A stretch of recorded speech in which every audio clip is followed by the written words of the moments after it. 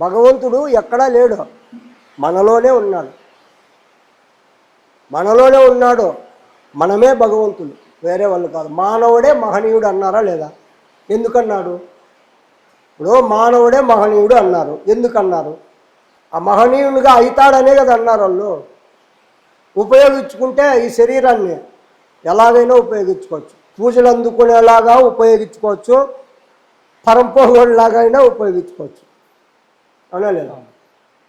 10 మందిలాగా పుట్టాము, 10 మందిలాగా పోతాము. 10 రోజులు అనుకుంటారు, 11 రోజు మర్చిపోతారు. అలా రాలా ఇది, అందుకు రాలా ఈ శరీరం పవిత్రమైంది. 84 లక్షల జీవరాశుల్లో కోటాను కోట జన్మలెత్తి నానా యోనుల్లో ఉంటే అనుభవిస్తూ కష్టసుఖాలు పడుతూ చేసినటువంటి పాపపుణ్య సంస్కార ఫలితంతో భగవంతుడు మన మీద దయ చూపించి ఇంకన్నా ఈ జనమరణ చక్రంలో ఇబ్బంది పడకుండా ఏదో నన్ను చేరుకొని అని ఈ శరీరాన్ని మనం చేసుకున్నటువంటి పుణ్యపాప కర్మములతోనే శరీరాన్ని తెచ్చుకున్నాం. మనం తెచ్చుకున్న తర్వాత మరి ఎందుకు ఉపయోగిస్తున్నాము? మళ్ళీ ఎన్నిక్కుపోయేకే ఉపయోగిస్తాం, మురికి గుంతలేకే వెళ్ళిపోతున్నాం. మనం పన్నీరు పక్కనే ఉంది, పన్నీరు లేకపోవాలంటే మురికే కావాలంటాడు, ఏం చేస్తాం? అందుకే ఈ జన్మమిక దుర్లభమురా ఓరి సా జన్మ సాకారా సద్గురుని గణరా, ఈ జన్మమిక దుర్లభమురా నర జన్మమిక దుర్లభమురా. ఇప్పుడు వచ్చింది ఈ శరీరము, మళ్ళీ రాదనైనా దుర్లభము. వచ్చినప్పుడే దీన్ని నువ్వు ఎలా మలుచుకో, శిల్పంలా మలుచుకుంటావా మలుచుకో, లేదా రాతిగా అలాగే పడేసుకో, నీ ఇష్టం అని భగవంతుడు అన్నీ ఇచ్చాడు. మళ్ళీ ఇవ్వలేదంటాడు, ఇంకేమీ లేదు ఆయన్ను. అన్నీ ఇచ్చాడు, అన్నీ ఇచ్చి వీళ్ళు ఎక్కడెక్కడో తిరుగుతారు, ఎక్కడో తిరిగితే నేను కనపడనని నాలోనే ఉన్నాను, నీలోనే ఆ హృదయంలోనే నేను మందిరం వేసుకొని కూర్చున్నాను ఆయన, అక్కడే చూడు హాయిగా కనపడతాను అంటున్నాడు. ఇంత ఈజీగా చెప్పాడు మహనీయుడు పరమాత్ముడు మనకు. వినం ఎందుకంటావు?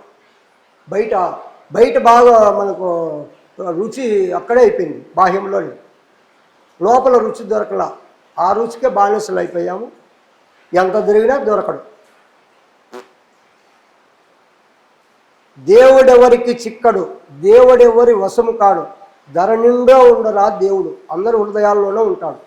ఎవరికి సొంతం కాదు దేవుడు, ఎవని చుట్టము కాదు, ఎవని బంధువు కాదు, అందరికీ ఒక్కడే ఆయన, అందరినీ ఒకేలాగే చూస్తాడు. ఆయనకి ఎవరైనా బంధువులు చుట్టాలు ఉన్నారా? దేవునికి మనకున్నారు దండిగా, ఆయనకు లేడా? అందుకే ఆయన దేవుడు అయ్యాడు. ఆయనకు అందరూ ఒకటి అనుకున్నాడు కాబట్టి దేవుడు అయ్యారు, మనం అనుకోలేదు కాబట్టి మనుషులు అయ్యాం. ఆ మనుషుల్లో నుండి ఆ భావన తీసేస్తే సర్వము ఒకటి అనుకుంటే మాధవుడు అవుతాడు. సింపుల్, కష్టపడాల్సిన పనిలే, కొన్నేళ్ళు సాధన చేయాల్సిన పనే లేదు దీంట్లో. ఈ కలియుగంలో తక్కువ దినాలలోనే ఆ భగవంతుని గురించి తెలుసుకొని భగవంతునిలాగా ఉండొచ్చు, కానీ చేయరు. గతంలో కూడా వీడియోలో చెప్పా, 6 నెలలు సాధన చేయండి, 7వ నెల నుండి మీ స్థితులు మారుతాయి అని చెప్తున్నాను. జీవితం అంతా సాధన చేయండి అని మహనీయులు చెప్పారు. ఎందుకు జీవితం అంతా ఎందుకు చేస్తావు నువ్వు? ఇప్పుడు కాలేజీకి వెళ్ళి డిగ్రీనో పీజీనో చేస్తాం, చేసిన తర్వాత ఆ చేసిండే దాని నుండి ఉద్యోగం ఏదో తెచ్చుకొని ఆ దాని నుండి ఫలితం పొంది ఆనందపడతాం లేదా? మరి ఇది నువ్వు జీవితం అంతా చేయాలి. దీన్ని జీవితం అంతా చేస్తే నువ్వు దాని గురించి పొందేది ఎప్పుడు, అది అనుభవించేది ఎప్పుడు? నువ్వు అయ్యారికి పుట్టుకనే పోవచ్చు నువ్వు మధ్యలోనే, ఇంకప్పుడు ఏంది అనుభవిస్తావు, ఏది సాధిస్తావు? నువ్వు జీవితం అంతా చేసేది కాదు బ్రహ్మ విద్య. కరెక్ట్గా నువ్వు అన్నీ వదులుకొని భగవంతునే గురించి తప్పిస్తూ 6 నెలలు చెయ్యి, నీ స్థితి మారుతుంది. ఎవరైనా సరే, ఆడవాళ్ళు మగవాళ్ళు, దీంట్లో లింగభేదం లేదు, పిల్ల పెద్ద లేదు. 10 ఏళ్ళ వయసు నుండి రేపు చనిపోతాను అనే అవయవాలు బాగుండి కూర్చుండే స్థితి ఉండాలి, అలవాట్లు మానేవాడు కావాలి. 6 నెలలు చెయ్యండి. ఎందుకు మీరు మాధవుడుగా మారడం చూద్దాం. ప్రతి ఒక్కరు చేయండి. బీడీ తాగేవాడు బీడీ ఇసి పెట్టాడు.